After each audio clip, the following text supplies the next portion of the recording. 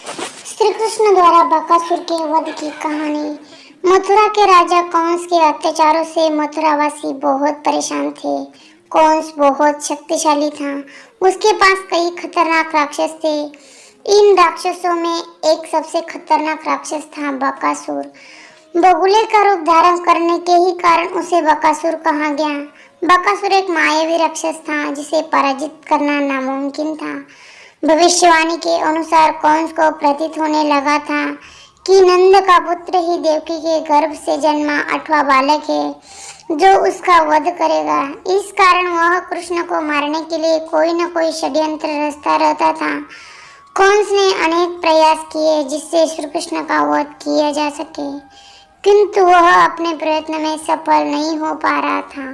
इन्हीं प्रयत्नों से अंतर्गत कंस ने बकासुर को वृंदावन भेजा। श्री कृष्ण को मारने के लिए बकासुर ने एक बगुले का रूप धारण किया और जहां श्री कृष्ण अपने साथियों के साथ गायों को चरा रहे थे वहीं पर पहुंच गया। दोपहर के पश्चात का समय था। श्री कृष्ण दोपहर का भोजन करने के पश्चात एक वृक्ष के छाया में आराम कर रहे थे। सामने गौएं चर रही थी। कुछ ग्वालबाल अपने बछड़ों को पानी पिलाने यमुना के तट पर ले गए थे।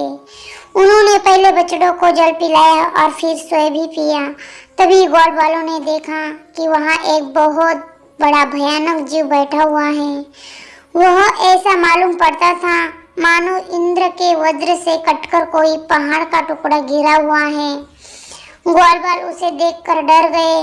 वह बगुले के आकार का जीव जिसका मुख और चोंच बहुत बड़ी और तीखी थी। ग्वालबालों ने ऐसा बगुला पहले कभी नहीं देखा था।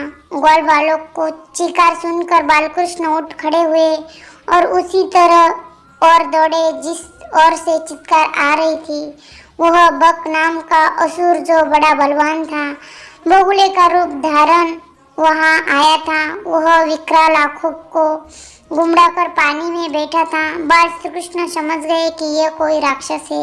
उन्होंने बगुले के पास जाकर उसका गर्दन पकड़ इतनी जोर से मरोड़ी कि उसकी आंख निकल आई। भगवान की पकड़ से उसे सांस लेने में दिक्कत होने लगी।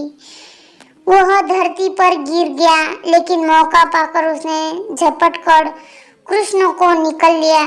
जब बलराम आदि बालकों ने देखा कि वह बड़ा भारी बगुला श्री कृष्ण को निगल गया है, तब उनकी वही गति हुई जो प्राण निकल जाने पर इंद्रियों की होती है।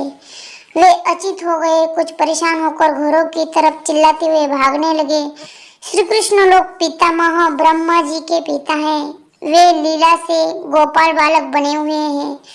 जब वे बगुले के तालू के नीचे पहुंचे तो इतनी गर्मी पैदा की कि उसका तालू आंख के सामने जलने लगा। एक बार फिर बगुला परेशान हो गया। अंत उस दैत्य ने अपना मुख खोलकर श्री कृष्ण के शरीर पर बिना किसी प्रकार का घाव किए ही झटपट उन्हें उगल लिया। श्री कृष्ण बाहर आने के बाद फिर वह दैत्य बड़े क्रोध से अपनी कठोर चोंच से उन पर चोट करने के लिए टूट पड़ा।